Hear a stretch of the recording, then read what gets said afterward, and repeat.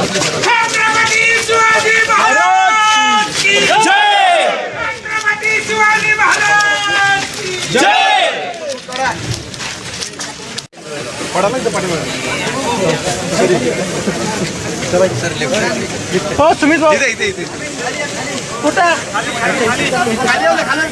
खाली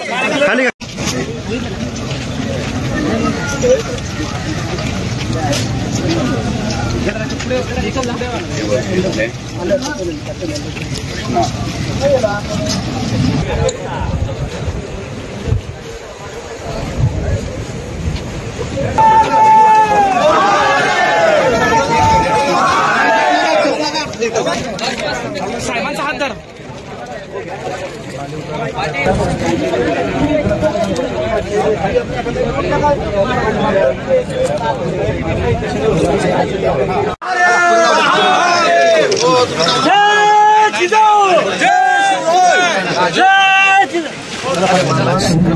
तो जो स्मारक छत्रपती शिवरायांचा जो पुतळा आहे तो त्याच्यात काही मिलावट आहे त्या पुतळ्यामध्ये, म्हणजे फायबरची ब्रॉन्झ ते नसून त्याच्यामुळे काय असं म्हणजे शंका व्यक्त केली। आता ते सरकारनं बघितलं पाहिजे ते खरं आहे का कसं आहे। दुसरं त्यांचं एक असं म्हणणं आहे की पश्चिमेकडून ते पश्चिमेकच कसं पडलं, म्हणजे हे आता शंका आहे।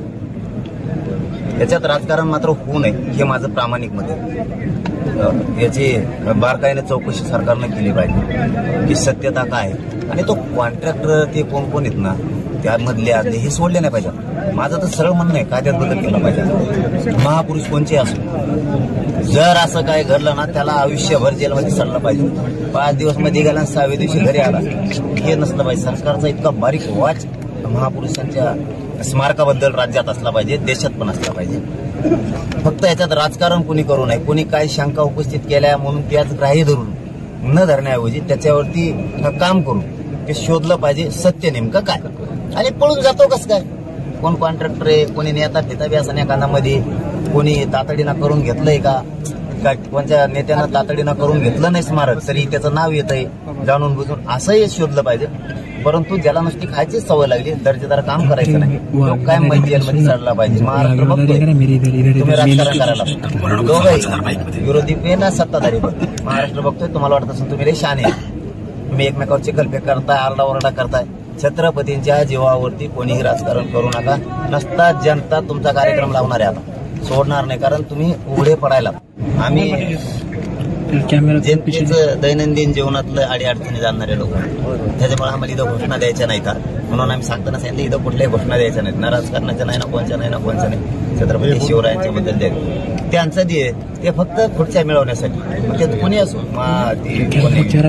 असो सत्ताधारी असो, छत्रपतींचा वापर यांना सत्तेसाठी करायचा आहे। यांना दुःखच नाहीये, यांना जर दुःख असतं, यांच्या जर भावना दुखावल्या असत्या, यांना जर अपमान वाटला असता तर यांनी राडे नसते केले, याच्या मुळाशी गेले असते आणि पुन्हा हे काम सुरू करण्यासाठी सरकारकडे लावून धरलं असतं।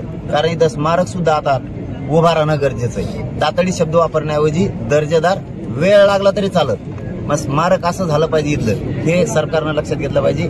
हे प्रचंड मोठं परंतु ते टिकाऊ शब्द असतील त्यांचे मला या जागेवर तर राजकारण करा। या देशातल्या प्रत्येक माणसाच्या भावना दाखवल्या, इथं राजकीय चर्चा आमची काही होऊ शकत नाही ना, तो काही विषय पण नाही। ते माणूस आहे, मी माणूस आहे, आम्हाला दोघांना दुःख झालं, असंच राज्याला देशात झालं, सगळे येत आहेत। अरे आले म्हणून काय झालं, कोणी आला तरी सत्ताधारी काय आला, विरोधक आला म्हणून काय झालं, तुम्ही रोज इथं झोपत होते, काय उपयोग झाला मग असं जमन का, असं नसतो। दुःखित घटना झाली, माणूस इथे येणार आहे, सत्ताधारी पण येणार आहे, विरोधक पण येणार आहे, गोरगरीब पण येणार आहे, शेतकरी येणार आहे, तिथले सगळे येणार आहेत। मग आला मग अशी भाषा वापरत असतात का कुणाला, आणि मग आम्हाला प्रश्न विचारले होते, वेगळे वेगळे उद्घाटन करून गेले मोदी, त्यांचा काय दोष। जिथं मी राजकारण करायचं म्हणून करत नाही, जिथं सापडला की सोडित नाही। इथं आमच्या भावना दाखवल्यात, आमच्या पुतळ्याचं बघा, तुमचं राजकारण बंद करा। आमच्या स्मारकाचा शोध लागला पाहिजे, काय झालंय, कसं घडलंय, त्याच्यामध्ये खरंच काही मिक्स केलेलं होतं का, ते कॉन्ट्रॅक्टर कुठे आहे, त्याने दर्जेदार काम केलं का, इतक्या थोड्या दिवसात काय केलं, हे सगळ्या प्रश्नाचे उत्तर देऊन त्याला कायमचं जेलमध्ये टाकायचं। बाकीचे चिखलफेक करून तुम्ही नाटकं राजकारणासाठी करायचे नाही। छत्रपतीचा वापर करून ते महाविकास आघाडी असून ते महायुती नीट राहत नसता महाराष्ट्रातली जनता पुरी तुमच्या मागे लागणार. तुम्हाला वाटत असं आता मजेत चाललंय, तुमच्यात आंदोलन उभा करताय म्हणजे आम्ही जिरू भाषा कळते ना दोघांना. पण तुम्हाला वाटत असं आम्ही 2 जण आंदोलन करून जिरू हे विषय जिरत नसतो.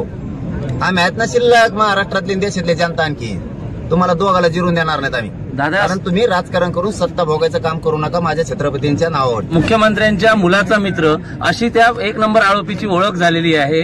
यामध्ये त्याला कुठेतरी वेळ काढूपणा केला जातोय का?